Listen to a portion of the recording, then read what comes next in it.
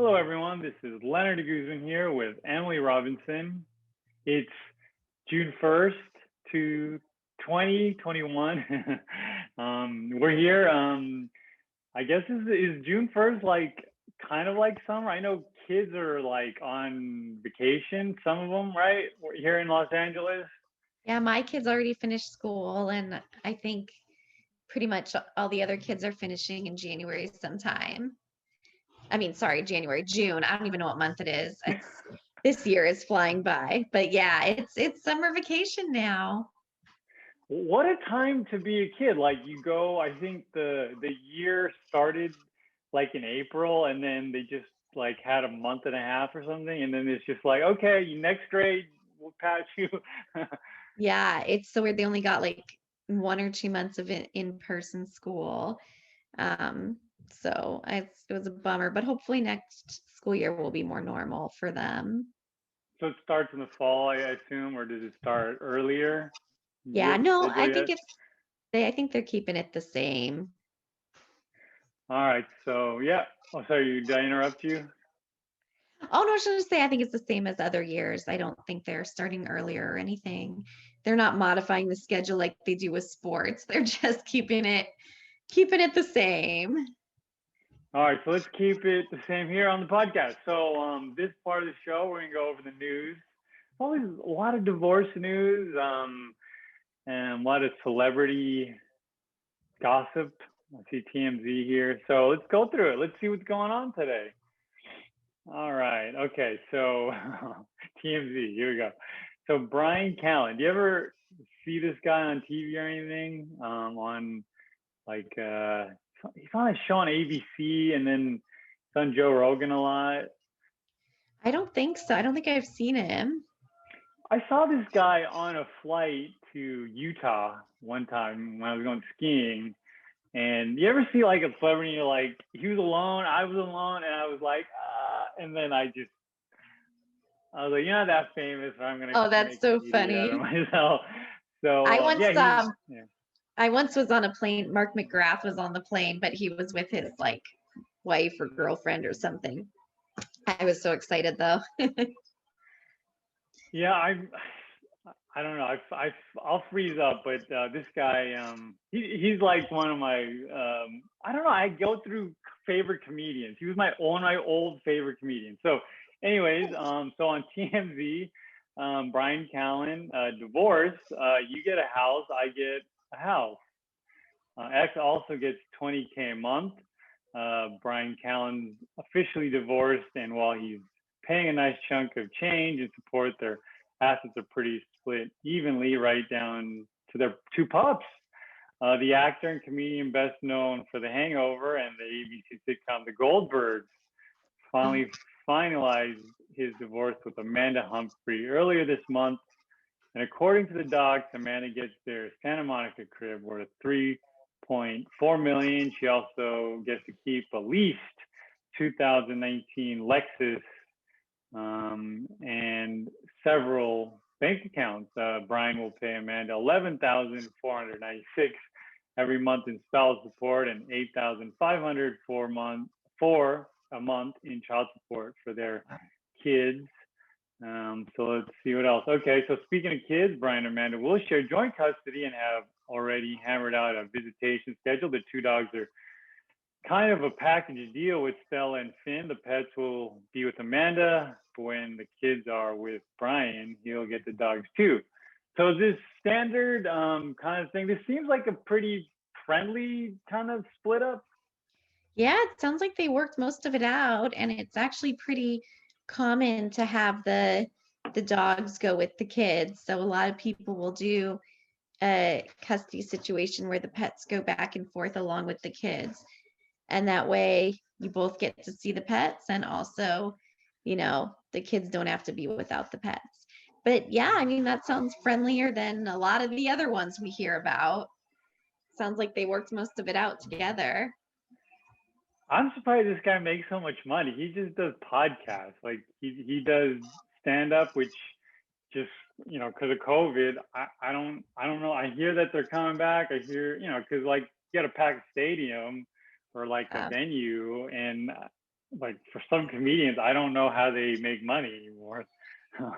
I know, you'd be surprised, like advertisers and who knows, like people sponsoring them maybe, but yeah, that's a hefty amount of child and spousal support to be paid.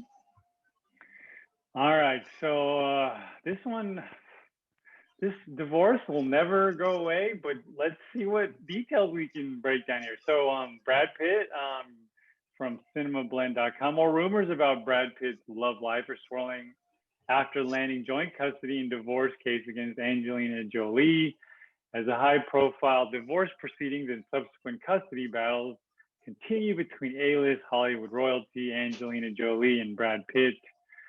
Rumors have managed to swirl regarding Pitt's allegedly active dating profile, following up on the news that Pitt secured joint custody of his and Jolie's children thanks to a favorable court ruling. Reports now link the Fight Club star to an actress he reportedly met while working the award circuit.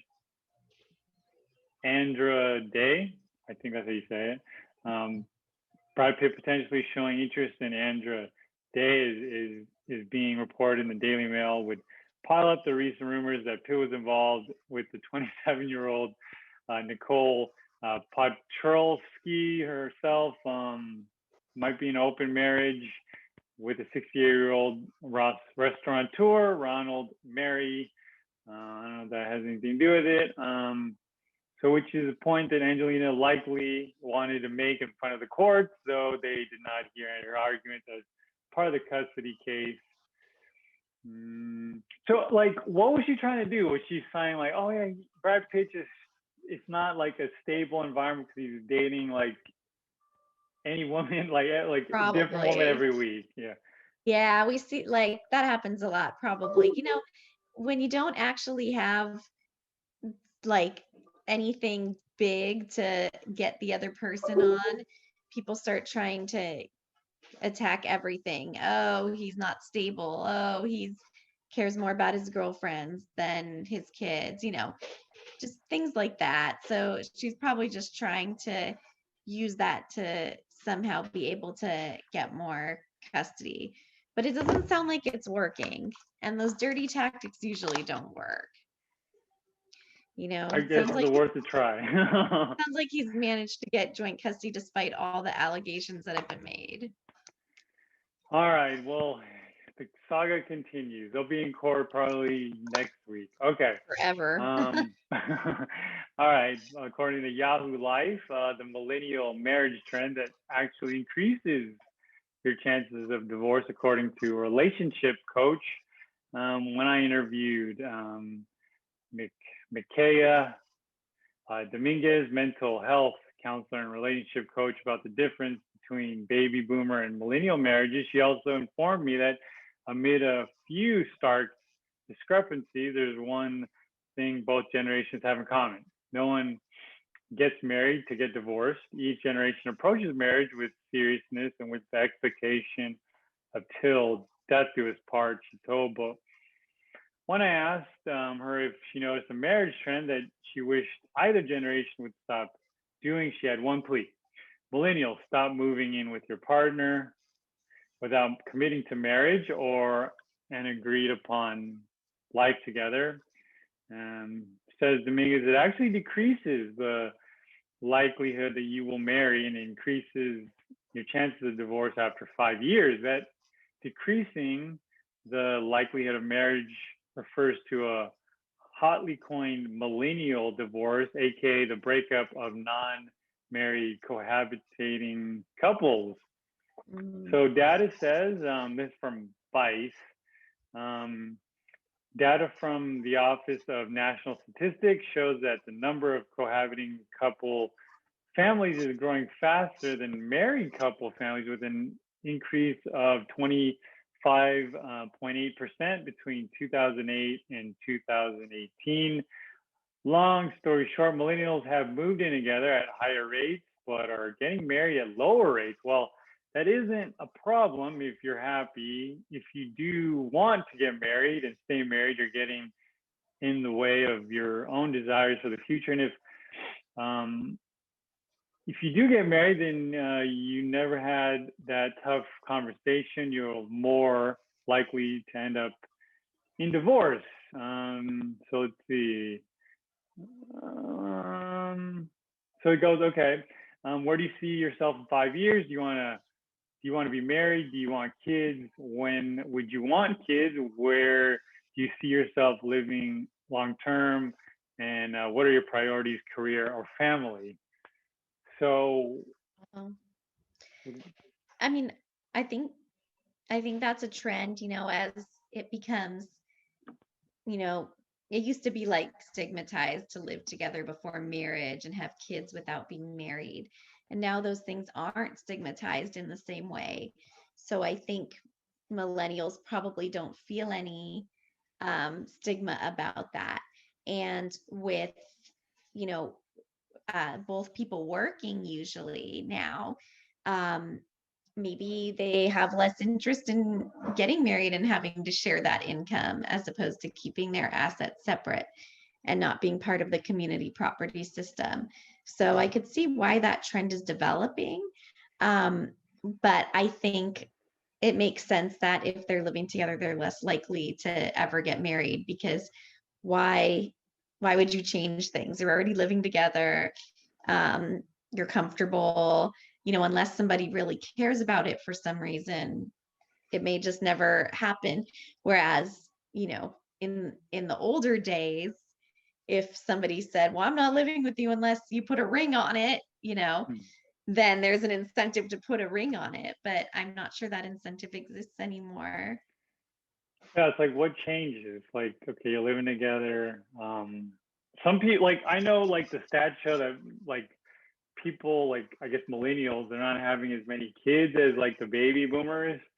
And then, like, I know housing has become unaffordable. Buying a home. So then what really changes? Like, okay, maybe you get a dog, or maybe because you could have a dog before it. Like, you don't need to be married to have it. So, I think a lot of people used to feel like they wanted to be married before they had kids. So they'd get married before they were ready to have a baby. But I'm not sure people even feel that way anymore. So I think that's what's changed. okay, let's see. Okay, here we go. This is something we've talked about before. So according to ABC15.com out of Arizona, 5 of the biggest benefits of divorce mediation. So first one is it saves time and money. By attending mediation, parties can save thousands of dollars in attorney's fees and take control of their case as opposed to letting a judge decide what happens to the most important things in their life. Second one is get a quick resolution. Number 3 is reduce the stress of mediation. The parties are able to reach both full and potential agreements. Next one is retain control. If your case goes to trial, you're leaving your life in the hands of a judge. The judge could wind up telling you how your money will be spent and what time you pick up the children. In mediation, the parties retain control over their case and can reach agreements that best fit their lives. The last one is preserve relationships. Maintaining a civil relationship with your ex, particularly important if you have children, is you will need to regularly communicate about visitation, schooling, extracurricular activities, graduations, and so on. Yeah, I'd agree with all of those things. I think all of those things are benefits of mediation. I mean, it doesn't always work and it doesn't work for everyone. And sometimes a case maybe isn't appropriate for mediation, but I would say 90% of the time it can work and it's a good solution and it saves money and it does help preserve relationships and usually saves time. So I would agree with all of that. Yeah, I could imagine. I mean, so is there a trend that more people are going to mediation, or like are they just like let's go to court? Like, do you see? I mean, I think mediation and all kinds of alternative dispute resolution that aren't the typical court model are newer and people are still getting used to them. But I think as um, people get more used to it and the word gets out there and it's becoming more popular. So I think the trend is for that it's becoming more popular and for more people to do it. Um, Still the majority of people go the litigation route because they just don't realize there's other options, I think, or they don't want to spend time on another option and then find it doesn't work and then have to switch. But I would say more and more people are doing it. I definitely see a increase in mediation cases. I don't know. It's just mediation's like a weird. It's like a weird word. Like meditation and then medical. I don't know. I don't know. Maybe if you change the name, like put like I don't know, Uber divorce something. Make Like it a I don't know. friendlier Yeah, you can put like some weird millennial word or word. whatever. That's a good idea. I bet you it would Geared work. towards It the would. millennials. Yeah, it's like Uber. Uber is just like a glorified taxi company in the end. Like it's just like, oh, what's the difference? But okay, so maybe. So I don't know. We'll figure. Maybe it'll be an app. Maybe you like swipe and just do that. So who knows? So let's move on. They do have mediation type apps that they've been working on too, where you can do it like virtually. You can do everything virtually. I mean, you could Venmo things now and do. I don't know. I don't do Uber anymore right now or Airbnb, but Amazon, like you just click, and you can have everything like your groceries. So I can imagine your marriage and who knows. I don't know. If I could go that route, but I'm sure later they'll figure something out. As long as enough people want to pay for it, there's always a solution. Yeah. So let's find more solutions here. Let's get to the show where we go over posts. This part of the show is called Dear Emily, where people post and ask Emily for advice. Like stuff about like getting started with divorce, life after divorce, child support, alimony, confusing things about divorce. So let's get to the first one. This is a life after divorce one. Apparently, time does not heal all wounds, just hides them better. I separated from my ex 4 years ago due to infidelity and divorced 2 years ago. The moment I separated, I got involved in a long distance relationship because that's all I could handle. I started my MBA, and for the next 2 years, I kept myself distracted as to not feel much. People say time is all you need to heal, so I made sure to not be fully present with myself while the time passed. I got involved in casual dating to not feel lonely, as I was very emotional and unavailable. It wasn't until the pandemic forced me to be by myself and started to be kinder to myself. This year, I started to feel better and thought maybe I was ready for an actual relationship. And so I started dating and found this amazing guy. But little did I know that the trauma from infidelity was still very much alive. I still somewhat keep in touch with the ex-husband, and he confessed he had been dating the other woman. I started to get easily triggered with new guys as I kept thinking he was going to leave me. It was a mess, and he actually eventually did leave. I also keep having dreams about my ex-husband getting married. I guess it is time to deal with pain of the divorce and infidelity. After so many years, I feel so silly and embarrassed that I just now started to feel these things. Is this common? That is common. We're complicated. Our emotions are complicated. We have lots of layers, and sometimes things affect you in ways you don't realize, and you have to deal with it. And if you don't deal with it at the divorce, you're going to deal with it later. So it's very, very common. A lot of people have, almost like PTSD from things they went through in the divorce. And so, yeah, absolutely. It has to be dealt with, and it has to be, dealt with well, even if it's years afterwards. Okay, let's see. Can we pull you the next one? Embarrassingly short marriage. So we married less than a year ago. 30-year-old female, lost all respect for my husband, 33 male, after all of his temper tantrums. The list goes on, but I'm not going to elaborate anymore. I've already told my mother to expect a divorce soon, but no one else knows. I've been trying to be discreet and we're canceling plans with them, but one is coming up where I need to cancel with his friends' wives. Not sure how to navigate that, and could use some advice. I'm having a feeling I am canceling because X and I are separated. We'll feel the flames, and other issues that it's just embarrassing. I just had the wedding. I was a beautiful bride, and the pics were all over social media.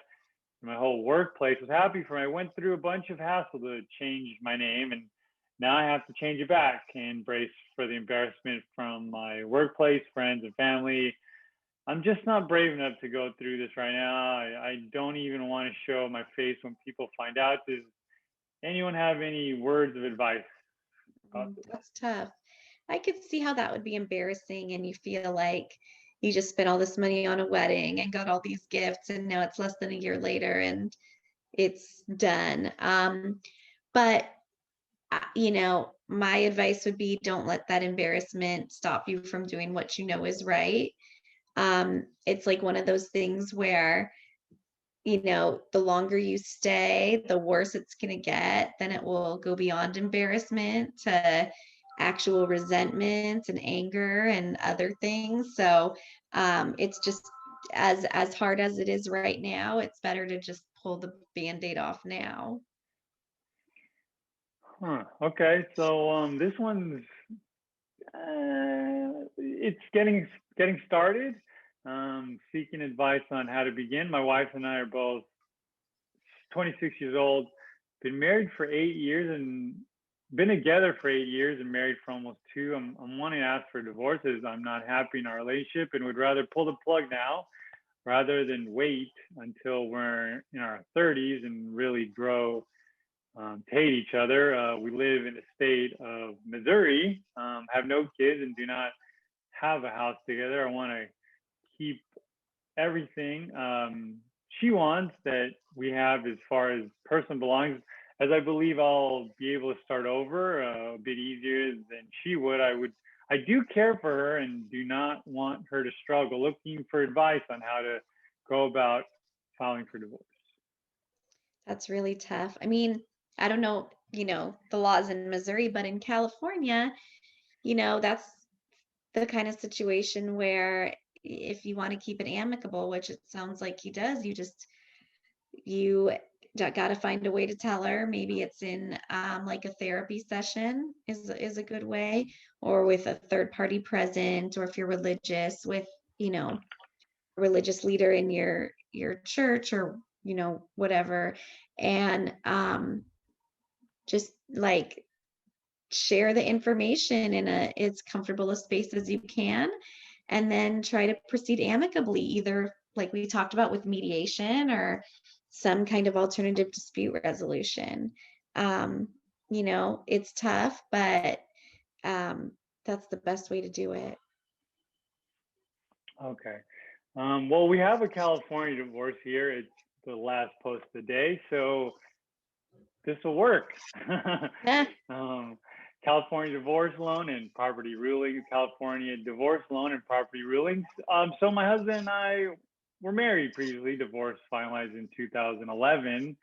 The property my husband owned with his ex-wife was awarded to her in the court minutes of the divorce proceedings, along with a loan. She remarried and didn't follow through with the judge's orders to refinance and take my husband's name off of the property loan. She immediately remarried, and her current husband let the home go into foreclosure around 2014, with the final foreclosure date as November 2017. My husband and I have been together nearly 10 years and have a couple rental properties. We were looking to refi one to make a down payment on a restaurant. The lenders need the info from the court documents. What exactly do I need to show the lenders? I'm basically wondering what exactly the lenders need and what these documents look like, because we have a massive pile of court documents from their divorce proceedings to pillage through? Wow. Well, that's an interesting question. I'm not quite sure I follow if she's asking about what she needs to show about the foreclosure or other things, but yeah, lenders typically need to know what you're awarded, and they need to know who was awarded that property that foreclosed. If it foreclosed and the husband's name was still on it, that could really hurt his credit and be a big problem for refinancing the current house. Um, that's why when you do your divorce, you've got to be really, really careful that you have some protection in there. If one person is staying in a property, you have to have some protection in there for you, that allows you some remedies if they let it go into foreclosure or do something like that. So, that's something a lawyer can help you with so that you write it up correctly so that you don't get in a situation where it forecloses and maybe you don't even know about it till after the fact. Yeah, I mean, I imagine other states have different laws, but Yeah. banks are banks. Yes. Yeah. But if it forecloses and your name's on it, that's going to be really hard for your credit. Hmm. Credit can be rebuilt anyway. It is true, but you'd be so really annoyed if it was your ex-spouse that ruined your credit. Yeah. All right, that's all the time we have for today. On the day after the long weekend, which is like a week. It's always weird because your sleeping patterns are off. The week's like faster. Yes. Yeah, Emily, what's going on here? Like June Bloom? Is it June Bloom? It's kind Yeah. of, yeah. Yeah, it's hot here. It's been pretty hot. But yeah, no, things are looking up. People are out and about without masks and celebrating and doing things like we used to. Obviously, there are still masks in some places, but I think things are starting to feel a little more normal, and courts will hopefully open back up soon and to the general public without all the strict rules, and we'll start to feel normal again, I hope. No, so okay, starting to like go back a little bit by little here in Yeah, California. little by little. I haven't seen it go back with the courts yet, but they're still pretty strict about who they let in and the masks and things. But we're slowly getting there, little by little. All right, maybe next week just open up. We'll see. I think mid-June is when the state's really supposed to reopen.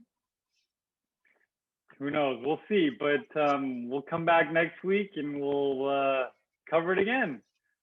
So Sounds see everyone good. on the Life After D podcast next week. All right, bye-bye. Bye.